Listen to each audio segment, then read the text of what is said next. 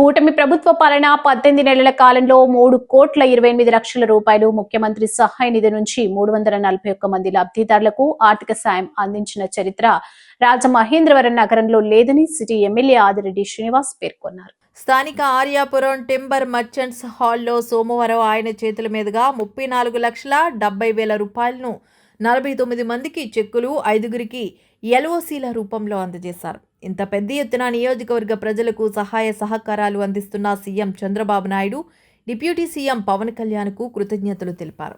ఇదే సమయంలో మాజీ మంత్రి పేర్ని నాని సీఎంఆర్ఎఫ్ కోసం కాళ్ళరిగేలా తిరుగుతున్నారని చేసిన వ్యాఖ్యలపై ఆయన మండిపడ్డారు. ఆయన అన్నం తింటున్నారో గడ్డి తింటున్నారో అర్థం కావడం లేదని ఆగ్రహం వ్యక్తం చేశారు. అటువంటి వ్యాఖ్యల వల్ల ప్రజలకు అవసరమైన సమయంలో తీవ్రమైన నష్టం జరుగుతుందన్నారు. ఇంకా 74 ఫైల్స్ పెండింగ్లో ఉన్నాయని, త్వరలోనే వాటికి కూడా క్లియరెన్స్ వస్తుందన్నారు.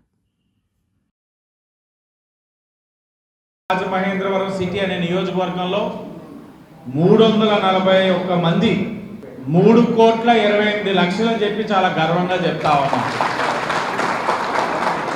అంటే 341 మందికి 3,28,00,000 ఈ కూటమి ప్రభుత్వం సాయం చేసిందని చాలా గర్వంగా చెప్తా ఉన్నాం. ఈ రోజున 49 చెక్కులు, 5 ఎల్ఓసీలు మొత్తంగా కలిపి 34,70,000 రూపాయలు సాయాన్ని ఇప్పుడు అందిస్తా ఉన్నాం.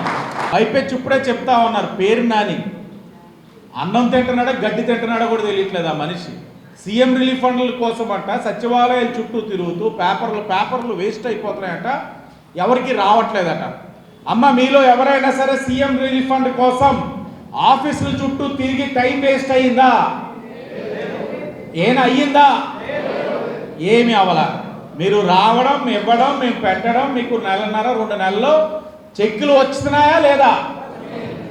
మరి ఆ పేరునని కళ్ళు దొబ్బునియా ఏంటో నాకు అర్థం కావట్లేదు. ఎన్నాళ్ళు ఓ పద్ధతి పాడనేది ఉండాలి కదా. నువ్వు ఒక మంత్రి చేస్తున్నావు, అన్నం తింటున్నావా గడ్డి తింటున్నావా? పేదవాడి వైద్యానికి ఇంతలాగా మేలు జరుగుతూ ఉంది. నా నియోజకవర్గంలోనే 3,61,00,000 ఇచ్చున్నానంటే రాష్ట్రంలో అన్ని నియోజకవర్గాలు కలిపి ఎంత మంజూరు అవుతా ఉంది, ఎంతమంది ప్రజలను ఆదుకుంటామన్నా. వాళ్ళ కుటుంబానికి భరోసా ఇస్తుంది కూటమి ప్రభుత్వం.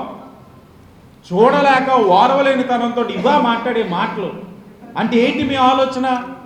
ఇంతలా తిరగాలి పెట్టుకుంటే అవ్వదు అన్నది మీరు ప్రజలకు చెప్తే కొంతమంది ఏంటంటే అయ్యో ఇలా తిరిగితే కానీ అవ్వదేమో, ఏం తిరుగుతాంలే అని నిస్సహాయ స్థితిలో కొంతమంది వదిలేసుకోవాలన్నది.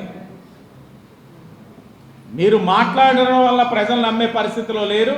మీరంతా ప్రభుత్వంలో ప్రజలు తెలుసు. వైసీపీ నాయకులు జగన్మోహన్ రెడ్డి గారే కాదు, ఆ మనుషులు వెనకాల ఉన్న వాళ్ళందరూ కూడా దొంగల ముఠాలా తయారయ్యారు. రాష్ట్రానికి వచ్చే పెట్టుబడులు బెదిరిస్తున్నారు, పెట్టుబడులు పెట్టే వాళ్ళని బెదిరిస్తున్నారు, సంక్షేమ కార్యక్రమం అందుకునే ప్రజల్ని కూడా భయభ్రాంతులకు గురి చేస్తూ ఉన్నారు.